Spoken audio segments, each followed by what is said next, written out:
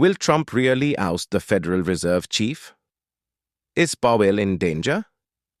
An attack not just on a person, but on the very soul of an economic system. Have you ever imagined what would happen if a country's president tried to dismantle the very institution that keeps its economy alive? That's exactly what's happening in the United States right now. Donald Trump has once again done something previously considered unthinkable. He has launched a direct assault on Jerome Powell, the powerful chairman of the Federal Reserve. And this is not just a war of words, it's a threat of dismissal. The question now is, can Trump really fire Powell? And if he does, what will happen to the US economy? Today, we'll dive deep into this explosive issue. But before that, if you are new to our channel, don't forget to subscribe so you never miss an update from us. Let's begin. Donald Trump's outrage didn't erupt overnight. It began when the Federal Reserve refused to lower interest rates, going against Trump's expectations.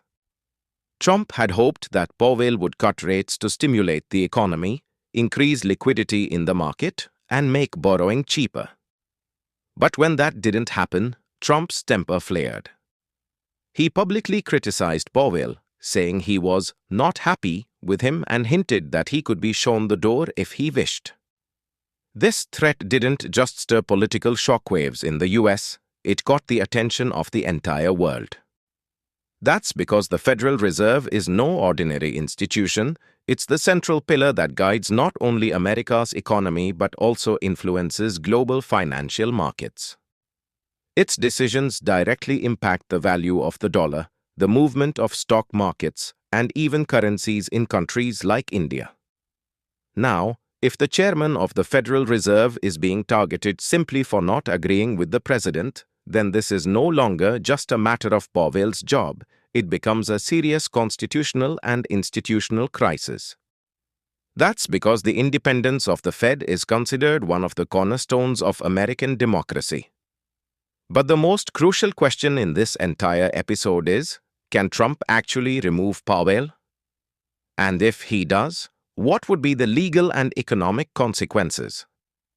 The law clearly states that the chair of the Federal Reserve can only be removed for cause, meaning a specific disciplinary reason such as corruption, gross negligence in duties, or moral misconduct.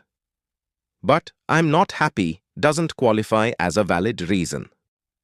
Jerome Powell himself has clarified that the president does not have the authority to remove him without a legitimate cause. However, some legal experts have a different opinion.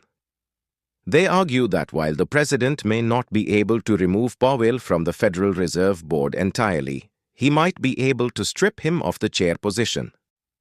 In that case, Powell could remain a board member but lose the leadership role. This question is currently under review by the US Supreme Court. If the court rules in Trump's favor, it would be considered one of the most significant blows to the Fed's independence in history. This entire controversy has erupted at a time when the United States is already grappling with a tariff war. President Trump has imposed reciprocal tariffs on countries like India, China, and members of the European Union. This has caused massive disruption in global trade and has already destabilized the US markets. In such a scenario, if the independence of the Federal Reserve also comes under threat, investor confidence is bound to waver. Market confidence doesn't rest solely on policies. It relies heavily on the stability of institutions. If investors begin to feel that US economic policy is being dictated by the whims of a single individual, capital flight may begin. Sharp drops in stock markets, volatility in bond yields, and a weakened dollar are all very real possibilities. On the other hand, Jerome Powell is widely seen as a calm and balanced central banker. He has repeatedly stated that the Federal Reserve makes decisions not based on the president's wishes, but on economic indicators. The Fed's job is to stabilize the economy, not politics, just data. Despite Trump's criticism, Powell has consistently maintained a professional stance. He never responded to Trump's attacks personally, nor did he allow any political influence to seep into the Fed's policy decisions. This is precisely why most investors consider Powell's leadership reliable and steady. However, Trump's politics are not driven by data, they are driven by public sentiment. And when elections are near, he often needs a scapegoat. So if the economy is weakening and the stock markets are falling, Trump would want the public to believe that Jerome Powell is to blame, not his own tariff policies. Trump has used this strategy before. Whether it was the fear of a recession in 2018 or the crashing markets during COVID, he repeatedly blamed the Fed. He even tweeted multiple times claiming that the Fed's policies were slowing down America's growth.